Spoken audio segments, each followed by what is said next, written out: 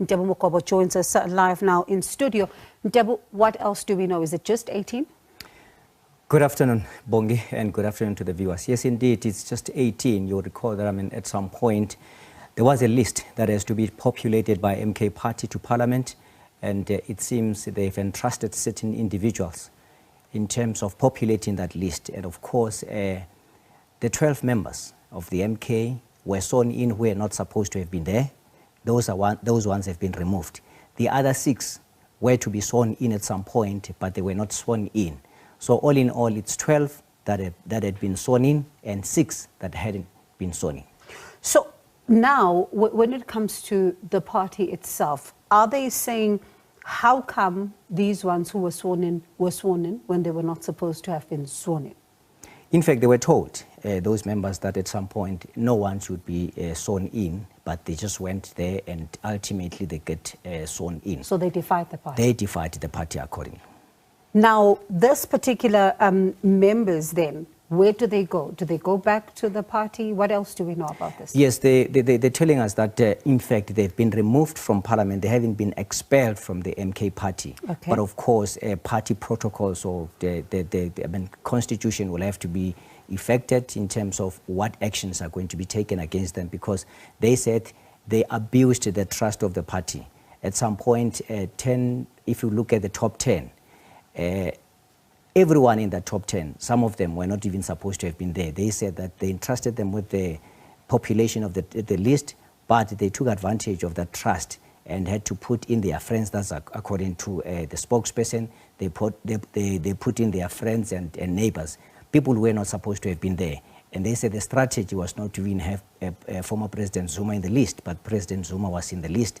And that was not what they've agreed upon with these people who were populating the list. Ndebo, it says a lot. I'm sure you've seen even on social media as well that a number of people are also raising concerns now about the stability of this political party given these developments as well.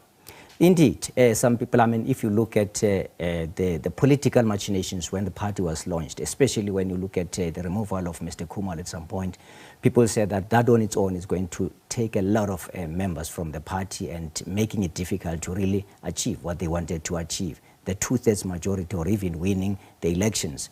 That on its own, you can see that despite the fact that they've worked, but they didn't get what they wanted. And of course, even the removal of the Secretary General at some point, that on its own raised eyebrows. And even now, if you look at some 18 members that had to be removed from Parliament, that on its own, it's telling when it comes to the stability of the party. Let's get answers now, Ndebo. Thank you so much for that. Let's get answers now from Nhlamulo Ndhlela, who we understand is on the line. Joining us now, he's the spokesperson for the MK Party. Nhlamulo, thank you so much for your time this afternoon. What's happening? Good afternoon to yourself and good afternoon to your viewers. What is happening here is, let's look at the genesis of what transpired. Our candidate list leading up to the elections was compromised by individuals who were given a responsibility to populate the list according to the name that they were given. Instead, and as is the case with an organization such as ourselves, there's always going to be infiltration and people doing their own things. And they went and captured names in that list that were not reflective of the instructions that were given to them. Now, we've opened up a case also with regards to this, and we opened up the case immediately after discovering this. And this is obviously after the deadline of the submission, because we were misled in terms of the names that were submitted. People were putting in their friends, family, and even certain neighbors of society, members of society who are their neighbors. Now, let's come back now to what transpired. Leading up to the swearing in. Now, the swearing in, the members were informed that they were going to be replaced, and this is what had transpired.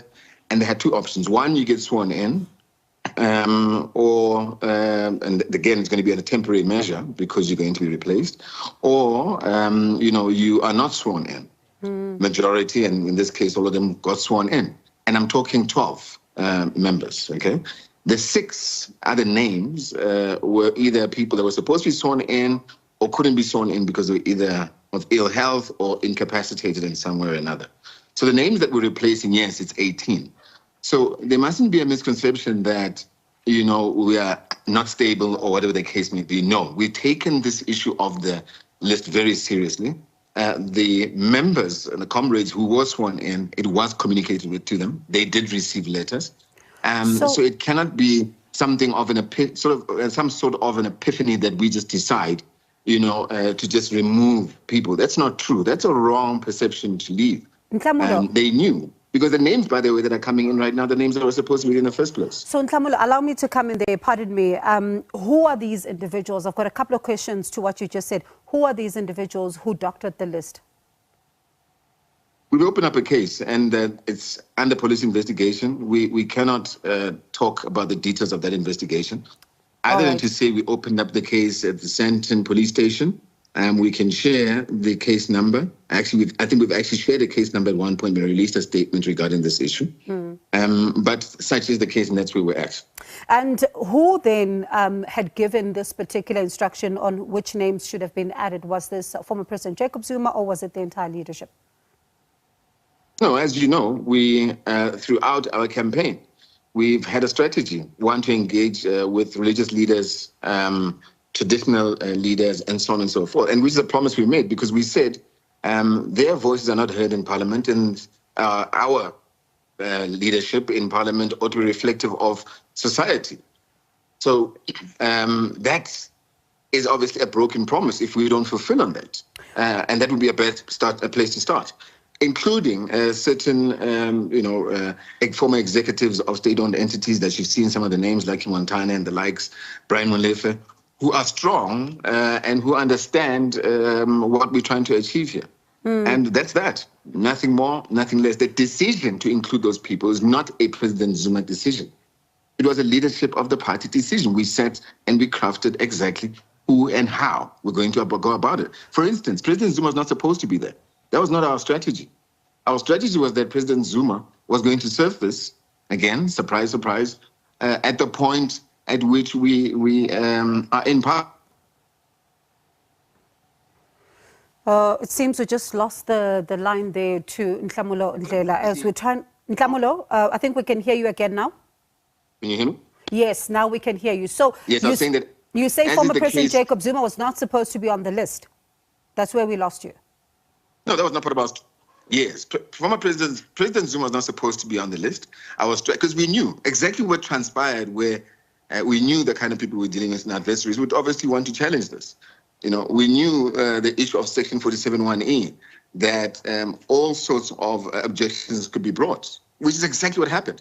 But again, when you're infiltrated, and this was a sign of sabotage, this is what happens. President Zuma was only going to surface in the same way that Judge Hlophe surfaced. So, and that's that. Nhlamulo, this speaks of controls, though, the issue of controls. If people are able to then, as you say, doctor the list and send this particular list, which culminates into people then being sworn in who are not supposed to be sworn in as members of Parliament, it also speaks to controls within the party that may also be fragile and may need to be looked at. No, I think if there's any credibility that you need to give us, is this.